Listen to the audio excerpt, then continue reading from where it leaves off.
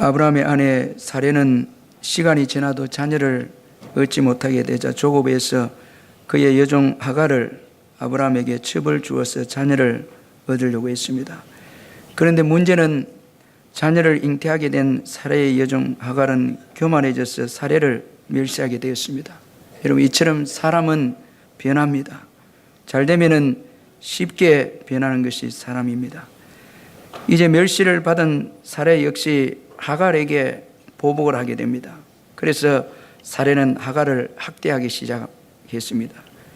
결국은 학대를 못 이긴 이 하갈은 사레에게서 도망하고 맙니다. 6절에 보면 사레가 하갈을 학대하였더니 하갈이 사레 앞에서 도망하였더라, 그렇게 말씀을 하고 있습니다. 여러분, 처한 환경이 너무나 힘들어서 이제 다 도망하기 때문에 우리가 이 도망을 이해는 하지만은 그러나 이 도망은 신앙적인 행동은 아니다라는 것을 우리가 성경을 통해서 볼 수가 있습니다. 왜 도망이 신앙적인 이 행동이 아닌가? 우리가 몇 가지로 한번 살펴보면은, 먼저는 책임지지 않으려고 하기 때문에, 이 도망이라는 것은 책임지지 않으려고 해서 도망하기 때문에 이것은 이 신앙적인 행동이다 말할 수가 없습니다. 오늘 본문에서 사레가 하갈을 학대를 한 것은 사레에게만 잘못이 있었던 것이 아니었습니다. 하갈에게서 1차적인 그런 원인이 있었습니다. 하갈이 자녀를 잉태하게 되자 자기를 도와준 여주인 사레를 잊어버리고 멸시했습니다. 그녀는 주인의 은혜를 잊어버리고 교만해져서 주인을 멸시를 했습니다. 따라서 하갈이 학대를 받은 것에는 하갈의 책임도 있었다라는 것을 볼 수가 있습니다. 전적으로 이 사레에게만 책임이 있었던 것이 아니라 하갈에게도 먼저 책임이 있었다는 것입니다. 교만해져서 주인을 멸시했기 때문에 그 주인으로부터 학대를 받게 되었고, 이로 인해서 이제 하갈이 도망을 하게 되어진 것입니다. 그래서 이 하갈은 여주인에게 잘못을 인정하고 용서를 구해만 했습니다. 이 도망하기보다 여주인에게 찾아가서 자신의 잘못을 인정하고 용서를 구해만 했다는 것입니다. 그런데 그녀는 도망치고 말았습니다. 책임 회피를 하는 하갈입니다. 이 도망이라는 것은 책임을 회피하는 것입니다.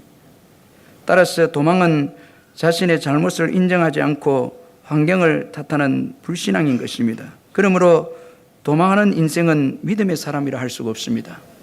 책임 회피하는 사람인 것입니다. 책임을 지지 않겠다는 것입니다. 이런 인생은 하나님의 일을 감당할 수가 없습니다. 교회도 보면 교회가 힘들고 어려울 때에 도망하는 사람도 있습니다. 피하고 도망해서 물질적으로 손해가 오고 또 시간적으로 여러 가지 손해가 오기 때문에 어려움이 주어지면 도망하고 피해버리고 평안하고 좋은 교회에 가서 은혜를 받고 하고자 하는 그런 마음을 가질 때가 있는데, 그러나 그것은 올바른 믿음의 태도로 할 수가 없습니다.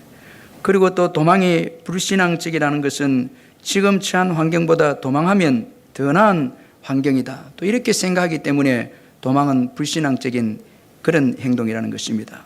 주님을 통해서 좋은 환경을 얻고자 하기보다 도망을 통해서 이곳을 피하면 더 좋은 사람을 만나고 더 좋은 환경을 만나게 된다, 이렇게 생각해서 이제 도망가는 것입니다. 그러나 이것은 잘못된 생각인 것입니다. 사레에게서 도망한 하갈을 보십시오. 하갈이 도망하여 간 곳은 광야였습니다. 그래서 7절에 보면 여호와의 사자가 하갈을 만난 장소가 광야의 샘물 곁이었다고 그렇게 말씀을 하고 있습니다. 그런데 이 광야는 우리가 잘 아는 대로 좋은 환경의 장소가 아닙니다. 여러분, 이 광야에서 하갈이 하나님 앞에 고통 가운데서 부르짖은 것을 볼 때에 그가 처한 그 광야는 좋은 환경이 아니었다는 것을 볼 수가 있습니다. 따라서 하갈이 도망한 곳은 고통스러운 광야였습니다. 자기 힘으로는 도무지 살 수 없는 광야였습니다. 그래서 그녀는 하나님 앞에 고통 중에서 부르짖었습니다. 여러분, 도망하면 지금보다 더 좋은 환경이 주어진다, 절대 그렇게 생각하면 안 됩니다. 여러분, 가정에서 신앙생활에 어려움이 주어지고 또 직장에서 학교에서 어려움이 주어지고 교회에서 신앙생활할 때에 핍박도 있고 오해도 있고 힘든 것이 있다 해서 여러분 당장 장소만 옮겨지고 내가 피해버리면 좋은 환경이 주어질 것이다 생각을 하는데 그렇지 않습니다. 세상은 어느 곳에 가도 문제가 있고 적응하려고 하는 시간까지는 다 어려움이 있습니다. 그래서 환경만 바꾸면 이제 문제가 해결된다라는 것은, 이것은 결코 신앙적인 태도와 행동이 아니다라는 것입니다. 지금 내가 처한 환경이 힘들다고 피해버리고 도망만 자꾸 하면 이 사람은 가는 곳곳마다 피하는 인생이 되고 도망가는 인생이 되는 것입니다. 문제를 피하는 인생은 결코 축복의 인생이 될 수 없습니다. 골리앗의 출현으로 인해서 이스라엘 사람들은 도망하게 되었습니다. 그래서 사무엘상 17장 24절에 보면 이스라엘 모든 사람이 그 사람을 보고 심히 두려워하여 그 앞에서 도망하며 그렇게 말씀했습니다. 골리앗을 보는 순간에 다 두려워해서 다 도망갔습니다. 그러나 어린 소년 다윗은 도망하지 않았습니다. 그 문제를 향해서 대적을 했습니다. 그 결과 승리하는 자가 되어졌습니다. 예수님도 십자가를 두고 도망하지 않았으며, 십자가는 얼마나 고통스러운 형벌이 아닙니까? 십자가에 달렸을 때에 엄청난 고통이 주어졌습니다. 육체적으로 고통이 주어졌고 정신적인 수치가 있고 또 영적으로 하나님과 단절되는 그런 아픔이 있는 가운데서도 예수님은 십자가에서 도망가지 않았습니다. 많은 사람들이 조롱하면서 우리 죄를 사하시고 우리를 구원하기 위해서 십자가 지신 예수님에 대해서 알지 못하고 조롱하면서 하나님의 아들이거든 내려오라고 조롱하면서 그렇게 손가락질을 했습니다. 그러나 그때도 예수님은 십자가에서 도망하지 않았습니다. 십자가가 복인 것을 아시고 십자가 이후에 주어질 영광을 보셨고 많은 사람들이 자기의 십자가를 통해서 구원을 얻게 될 것을 예수님이 보았기 때문에 십자가에서 예수님 도망가지 않았습니다. 그래서 여러분, 예수님은 십자가를 지시고 이기셨기 때문에 많은 사람들을 구원하신 그런 귀한 우리의 구세주가 되셨다는 것입니다. 따라서 여러분, 더 나은 좋은 환경을 찾아서 도망하려고 하면 안 되는 것입니다. 가장 좋은 환경이 지금 하나님께서 나에게 주신 환경임을 믿으시길 바랍니다. 지금 내가 섬기고 있는 교회, 지금 내가 속해 있는 가정, 내가 다니고 있는 학교, 직장, 다 하나님이 뜻이 있어서 하나님이 가라 하지 않는 한 가장 좋은 곳입니다. 힘들고 어려움이 있어도 그곳에서 여러분 그 문제를 잘 이기고 고난을 이기면 그 밑에 다 보화가 감춰져 있고 축복이 다 그 고난 밑에 다 감춰져 있는 것입니다. 그리고 또 도망이 불신앙적인 행동인 것은 도망하면 방황하는 인생이 되는 것입니다. 그래서 하나님은 하갈을 만나서 내가 어디서 왔으며 어디로 가느냐 그렇게 물었을 때에 하갈은 사라에게서 피하여 도망한다고 그런 말만 했습니다. 그러나 그녀가 가려고 하는 그 목적지에 대해서는 언급하지 않았습니다. 이것은 하갈이 광야에서 방황하고 있다는 것을 우리에게 보여주고 있는 것입니다. 따라서 여러분, 도망하면 방황하게 되는 것입니다. 설령 우리가 내 의지대로 내 목적을 가지고 도망할 때가 있습니다. 내가 어디로 가리라. 그러나 우리 인생은 연약하고 부족하기 때문에 우리가 의도하는 목적지까지 우리 힘으로 갈 수가 없습니다. 여러분, 요나를 보십시오. 하나님의 말씀에 불순종해서 자기가 원하는 대로 다시스에 가겠다 그렇게 해서 욥바로 내려가서 마침 다시스로 가는 배를 타게 되었습니다. 얼마나 행운입니까?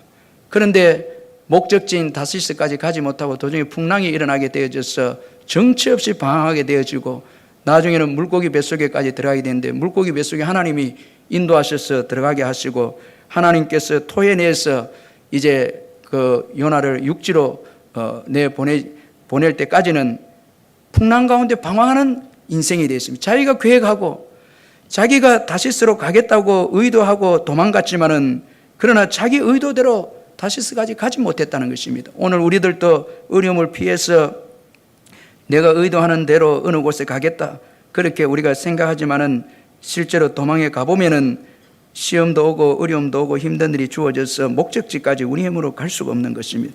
그래서 다 도망가면은 방황하는 인생이 되는 것입니다. 여러분, 기억하시기를 바랍니다. 피하고 도망하게 되어지면 방황하는 인생이 되어짐을 기억하시기를 바랍니다. 우리는 연약하고 부족해서 우리의 의도대로 삶을 이끌어갈 수가 없습니다.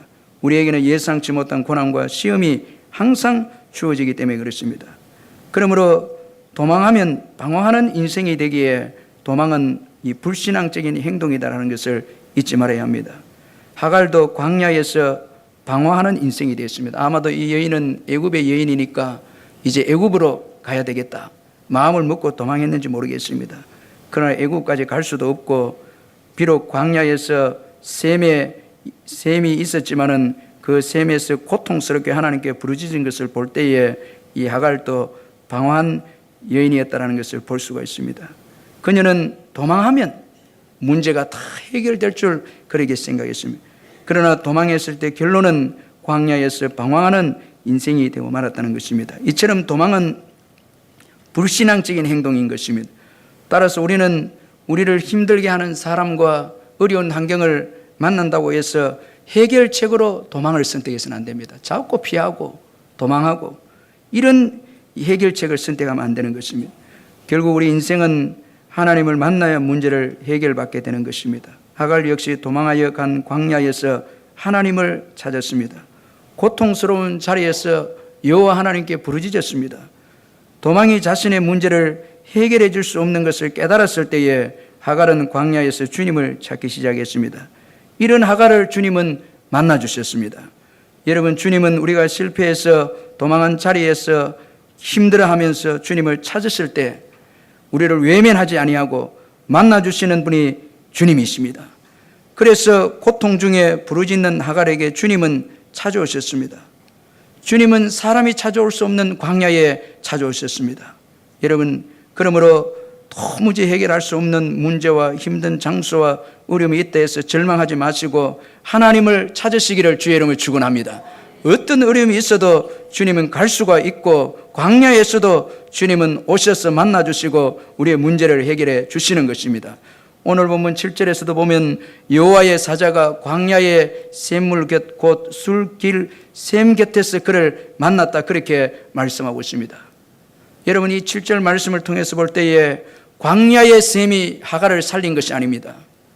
여러분, 우리가 광야에서의 샘이라는 것이 얼마나 중요합니까?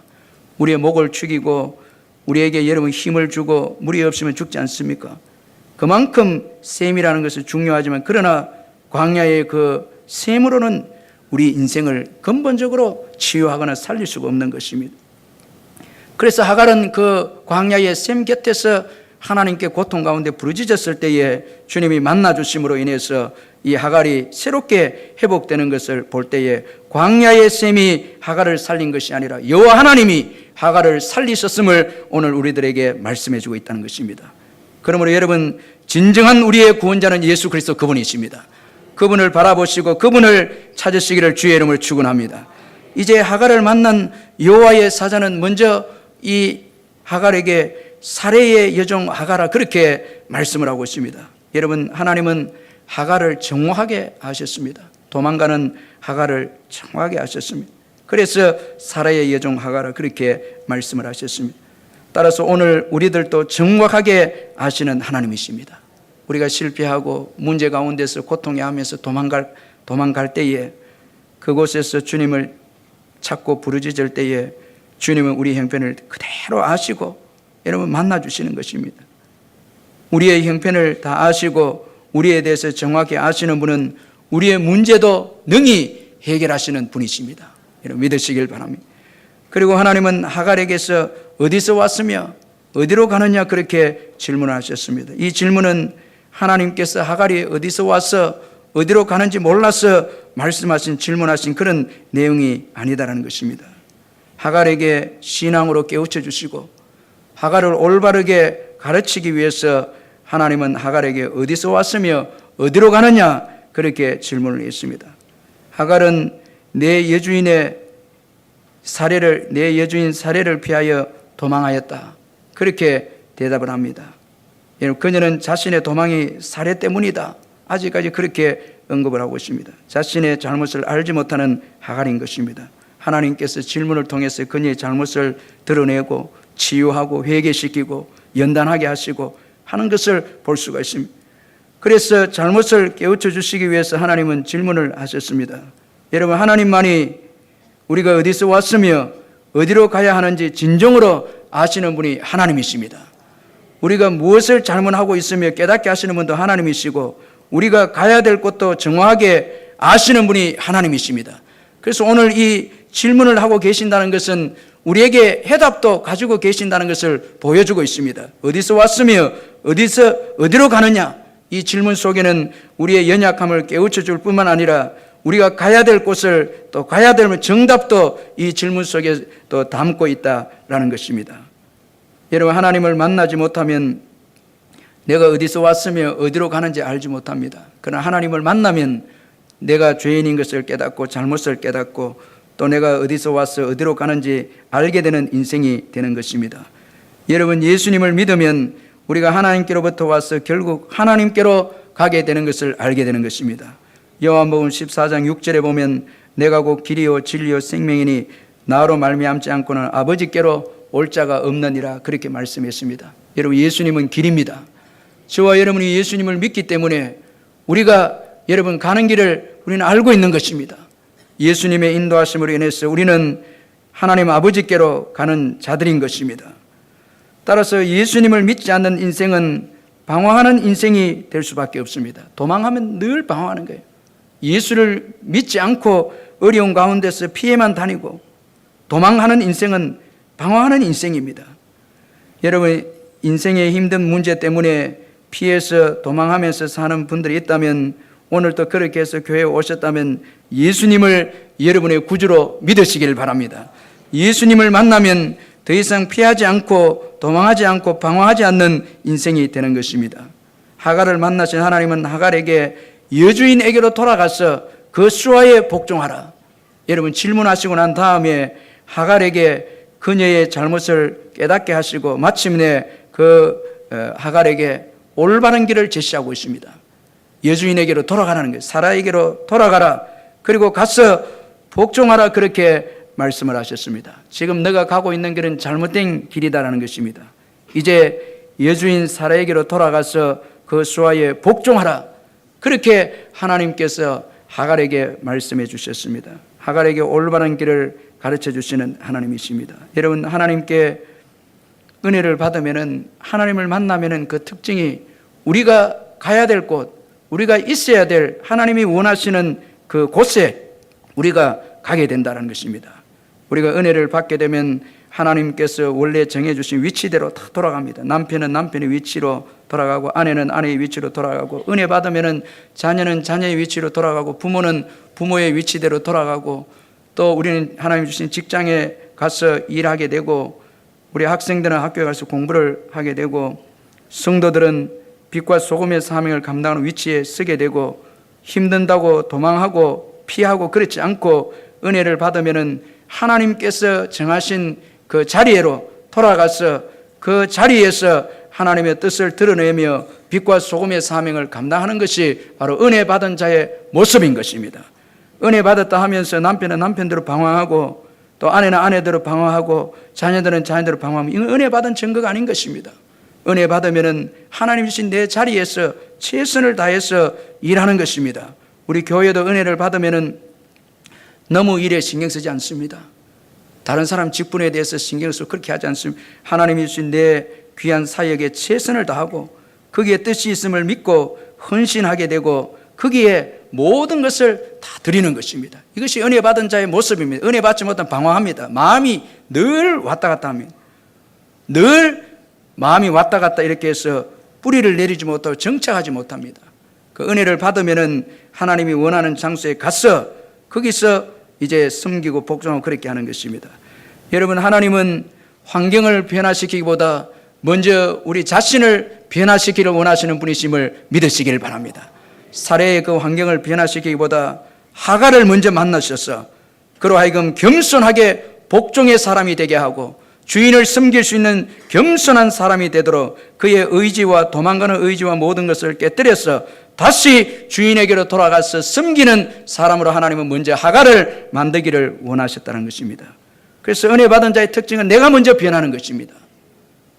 내가 먼저 사랑의 사람이 되고 죄인인 것을 깨닫게 되고 남을 탓하다가 전에는 남을 탓하고 환경을 탓하는 인생이 되는데 은혜를 받고 보면 내가 잘못되어졌고 내가 부족하고 내가 섬기지 못했고 그렇게 해서 은혜를 받고 겸손해져서 손을 먼저 내밀고 사랑하고 찾아가고 더 열심히 섬기고 봉사하고 헌신하는 것입니다. 내가 먼저 변화되는 것입니다. 이런 은혜가 있기를 주의 이름으로 축원합니다. 내가 먼저 바뀌는 거예요.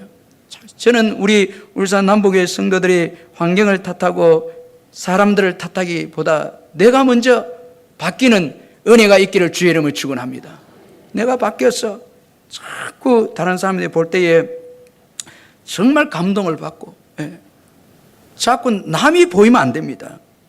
자꾸 어려운 환경이 보이면 안 됩니다. 이 교회는 이렇게 힘들어서 난 못 섬기겠다. 이거는 자기가 변화되지 않는 거예요. 내가 변화되면 얼마나 이 교회에 섬길 것이 많습니까? 얼마나 여러분 순종하고 기쁨으로 헌신하고 봉사해야 되겠어요? 얼마나 참 축복의 섬김이겠습니까? 하갈이 사라에게 가서 섬기는 것은 영광스러운 봉사인 것입니다. 장차 사례를 통해서 주어질 예수 그리스도를 섬기는 것입니다. 얼마나 영광스러운 자리입니까? 그러나 자기가 교만해졌을 때는 그것을 깨닫지 못했지만 겸손하게 되었을 때는 사례를 섬기는 것이 영광스러운 일이라는 것을 깨닫게 되었을 것입니다. 사례는 교회인 거예요. 예수 그리스도의 육신의 몸을 가지고 있는 귀한 여인이 사례였습니다. 사례를 섬기는 것은 곧 예수님을 섬기는 것입니다. 교회를 섬기는 것은 곧 예수님을 섬기는 것입니다. 교회는 예수님의 몸입니다. 그러므로 내가 처해 있는 봉사의 자리가 여러분 정말 하찮은 것이 어디 있겠습니까? 다 귀한 것입니다. 영적으로 깨어서 보면 교회는 영광스러운 곳인 것입니다. 이 영광스러운 교회를 섬기는 것이 축복인 것입니다. 그런데 우리가 힘들고 어렵다고 해서 내 마음에 들지 않는다고 해서 영광스러운 교회를 섬기는 것을 내려놓는다면 축복은 기대할 수 없어요. 교회를 올바르게 섬기지 못하면 축복이 어디 있겠습니까? 다 교회를 섬겨서 복을 받는 것입니다. 다 복을 받는. 제가 김동호 목사님 글을 보니까 청년의 때에 자기 친구들과 함께 교회를 섬기는데 그때는 비도 오고 물이 새고 할 때 교회 와서 봉사를 하고 나무를 심고 그 어려울 때에 그 청년들과 함께 교회를 위해서 사랑하고 기도하고 그렇게 교회를 사랑했는데 세월이 지나고 이제 거의 60이 넘고 나이가 돼서 다시 그때 청년의 때 친구들하고 다 모이니까 전부 다 한결같이 하나님의 축복 넘치게 받았다는 거예요. 사회적으로 다 지위가 있고 하나님께서 그 교회를 위해서 섬긴 청년들을 20, 30년이 지난 이후에 다 안정된 가정을 꾸리게 하고 사회의 빛과 소금의 삶을 감당하는 축복의 그렇게 리더들로 왕같은 제사장으로 세워주셨다면 그가 눈물로 하나님께서 자기들 축복하신 것을 고백한 그 글을 읽은 적이 있습니다. 참 여러분 얼마나 교회가 영광스러운 곳인지 모릅니다. 사례를 섬기는 것이 영광스러운 것이에요. 이걸 겸손하게 깨닫지 못하면 교회는 여러분 교회에 위해서 일한 게 아무것도 아니다 생각합니다. 그러면 복을 받지 못한다는 것입니다. 하나님은 하갈을 불쌍히 여겼지만 동시에 그의 잘못을 지적하면서 죄악을 버리고 올바른 길을 가도록 그렇게 하셨습니다. 그래서 사라에게 가서 복종할 것을 말씀을 하셨습니다. 사라에게 복종할 것을 말씀하신 것은 하갈 자신을 내려놓고 사례를 섬기라는 것을 의미하는 것입니다. 여러분 하나님은 우리가 고통 중에 기도할 때에 우리를 불쌍히 여기시기도 하지만은 우리의 죄악을 또 깨닫게 해서 버리게도 하시는 분이십니다. 하나님은 교만을 싫어하십니다. 그래서 우리가 종이 되어서 섬기는 자들이 되기를 원하십니다. 하나님은 우리 마음대로 여러분 살기를 원치 않습니다. 하나님의 말씀에 순종해서 우리의 뜻과 의지를 꺾고 하나님이 정해주신 자리에서 겸손하게 섬기기를 원하시는 하나님이십니다. 믿으시길 바랍니다. 다 우리 각자의 하나님께서 다 자리를 정해주셔서 그 가운데서 기쁨으로 주님 주신 은혜 가운데 섬기기를 원하시는 분이시다는 것입니다. 얼마나 하갈도 여러분 그 애굽의 여종이었지만은 여러분 사례의 사랑을 받아서 아브라함의 첩으로 들어가는 그 영광스러운 축복을 받지 않았습니까? 그래서 그 은혜를 기억하면서 사라에게 들어가서 섬기기를 하나님께서 원하셨다는 것입니다. 하나님은 복을 주시기 전에 먼저 우리를 깨뜨리시고 우리의 뜻과 우리의 의지를 내려놓고 겸손하게 만드시는 분이시다는 것입니다. 중세기 아주 노련하고 존경받는 수도사 한 사람이 젊은 수도사의 교육을 막 시작했습니다. 아직은 좀 건방지고 교만한 구석에 있는 젊은 수도사에게 교훈을 주기 위해서 그는 아주 견고하고 딱딱한 흙을 만지면서 젊은 수도사에게 물을 붓도록 했습니다. 그래서 젊은 수도사가 딱딱하고 견고한 흙에 물을 부었는데 그 물은 흙으로 스며들지 않고 옆으로 그냥 흘러가 버리고 말았습니다. 그때 노련한 수도사는 옆에 있는 망치를 들고 그 딱딱한 흙을 깨뜨리기 시작했습니다. 다 부수었습니다. 잘기잘기 부수. 그리고 난 다음에 물을 부으러 했습니다. 젊은 수도사가 부서져서 부드러워진 그 흙에 물을 부으니까 이 흙이 물을 흡수하기 시작을 했습니다. 이때 존경받는 수도사는 젊은 수도사에게 이렇게 말해 주었습니다. 이렇게 물을 흡수한 흙에다 씨를 뿌리면 틀림없이 꽃을 피우고 열매를 맺을 것이네. 수도하는 사람들은 이것을 깨어짐의 영성이라고 말한다네. 그렇게 말해 주었다고 합니다. 여러분, 오늘 우리들도 깨어지지 아니하면 여러분 하나님의 복을 받지 못합니다. 말씀이 들어갈 수 없습니다. 그래서 하나님은 우리를 깨뜨리시고 그렇게 해서 우리의 의지와 뜻을 꺾게 해서 복종하게 하고 섬기게 해서 마침내 우리에게 놀라운 열매를 맺도록 그렇게 이끌어 가시는 하나님이신 것입니다. 깨어지지 않고 복을 받은 경우는 없습니다. 십자가가 없이 영광은 없습니다. 다 우리 자신이 죽어져야 되고 교회를 섬기고 헌신해 나갈 때에 내가 죽어지고 깨어져야 그게 열매가 있는 것입니다. 가정도 어려운 가정에 내가 죽어지고 내가 깨어질 때 그 가정에 열매가 맺히는 것입니다. 내가 살아있고 내 뜻대로 가정을 이끌려고 하면 여러분 그 가정에서 피하는 인생밖에 안 되면 도망가게 되고 힘들면 도망가고 이렇게 되는 것입니다. 그러나 내가 깨어지고 낮아지고 주님이 원하신 때까지 섬기고 그렇게 할 때에 열매가 주어지는 것입니다. 여러분, 하나님은 자기를 버리고 겸손하게 하나님이 정하신 질서 속에서 복종하는 자들에게 복을 주십니다. 그래서 하갈에게 사라에게 복종할 것을 말씀하시고 이어서 여러분 9절에서 복종하라 말씀하시고 10절에 보면 축복을 약속을 하고 있습니다. 하갈의 씨를 번성하게 하시겠다 말씀합니다. 9절 10절 우리 같이 한번 읽어보겠습니다. 9절 10절 시작. 여호와의 사자가 그에게 이르되 내 여주인에게로 돌아가서 그 수하에 복종하라. 여호와의 사자가 또 그에게 이르되 내가 내 씨를 크게 번성하여 그 수가 많아 셀 수 없게 하리라. 여러분, 번성의 축복은 반드시 복종과 순종할 때에 주어집니다. 내가 살아있고 내 뜻대로 신앙생활할 때는 번성의 축복이 없습니다. 영적 자녀의 번성은 없습니다. 우리가 주님 앞에 복종하고 순종할 때에 여러분 우리의 씨를 많이 보게 되는 것입니다. 죽는 만큼 여러분 열매가 있는 것입니다. 그리고 하나님은 하갈의 고통의 기도를 들어주셔서 아들을 낳을 것인데 이스마엘이라고 이름을 지을 것을 말씀을 했습니다. 아마도 하갈은 광야에서 무엇보다도 모성애를 가진 이 하갈은 자기보다 그 생명을 안타까워 여겨서 생명이 살도록 하나님 앞에 막 부르짖었을 것입니다. 광야에서 자기가 잉태하고 있는 아이가 태어날 수 있도록 도와달라고 죽지 않도록 그렇게 부르짖었을 것입니다. 하나님께서는 죽지 않게 태어나도록 그렇게 말씀을 해주셨는데 그래서 그 아들의 이름을 이스마엘이라 고통을 들었었습니다. 이름을 지어줬습니다. 여러분, 아이도 태어나게 된 것은 이 하갈의 힘 때문에 태어난 것이 아니고 하나님께서 이 아이를 태어나게 해주셨다는 거예요. 이것을 깨닫기 전에는 사례가 자기 힘으로 자녀를 가져서 자랑하고 교만해서 자녀가 없는 사례를 멸시했습니다.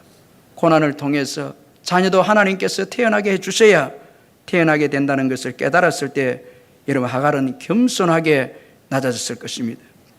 그리고 12절에 보면 또 이스마엘이 아주 강한 민족의 조상이 될 것을 말씀을 했습니다. 12절에 보면 그가 사람 중에 들나귀 같이 되리니 그의 손이 모든 사람을 치겠고 모든 사람의 손이 그를 칠지며 그가 모든 형제와 대항해서 살리라 하니라 그렇게 말씀했습니다. 물론 이 말씀은 여러분 믿음으로 태어나지 않고 육신으로 태어나서 태어난 열매가 많은 사람들에게 해를 주는 그런 열매라 이해할 수 있지만은 그러나 또 한 가지는 여러분 아마도 이 하갈은 광야에서 자녀가 태어나게 해도 태어난데도 아주 유약하게 환경이 좋지 못하기 때문에 아주 약하고 유약한 자녀가 태어날 것이다 생각을 하면서 부르짖었을 것입니다. 그런데 하나님께서 여러분 들나귀 같이 광야도 적응할 수 있는 강한 그런 아들로 태어나게 해 주실 것이고 후손들도 강한 민족으로 태어나게 해주시겠다, 그렇게 말씀을 하셨습니다. 여러분, 하나님께서 복 주시면은 여러분 자녀도 강하게 되는 것입니다. 여러분, 그래서 아랍 민족들은 오늘까지 여러분 전쟁을 하는 그런 호전적인 민족이고 강하고 거친 민족인데, 이 민족도 하나님께서 창조하셨고 아랍의 사람들도 하나님의 사랑의 대상인 것입니다. 하나님의 사랑의 대상인 것입니다. 따라서 여러분, 광야와 같은 열악한 환경에 태어나도 하나님께서 복 주시면은 광야에 적응하는 들나귀와 같은 아이가 될 수 있습니다. 이 왕의 재정이라는 그 책에 보면 김미진 씨가 이분이 50억 빚 때문에 제주도에 도망가서 거기에 은혜를 받고 애를 키우는데, 간장만 먹고 그 아들을 키우는데, 아들 유진이라는 아들을 키우는데 고백하기를 이 아들이 지금 180이 넘는 그런 건강한 아들이 되었다는 거예요. 간장만 먹고 커도 하나님께서 은혜를 주고 이 청소년 때에 키워주니까 키도 자라고 되더라는 거예요. 예. 여러분, 꼭 우리가 좋은 환경에서 자녀들 키워야 아이들 건강하게 그런 그것만 아닙니다. 하나님이 도와주시면은 여러분 강하게 되는 것입니다.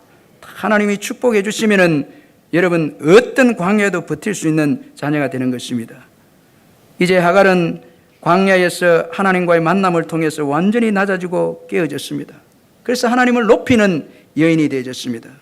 그래서 여러분 14절에 보면 그녀가 하나님을 만났던 샘 이름을 부엘라 헤로이라 그렇게 불렀습니다. 나를 살피시는 살아계신 이의 우물이다. 여호와를 높이는 하갈입니다. 교만했던 하갈이 광야의 고통을 통해서 하나님의 임재를 통해서 자녀도 하나님께서 주시고 자녀의 앞길도 주님이 책임져 주시고 다 하나님의 손에 있다는 것을 깨닫게 되어졌을 때에 그는 살아계신 하나님을 높이기 시작했다는 것입니다. 하나님을 찬양하는 하갈인 것입니다.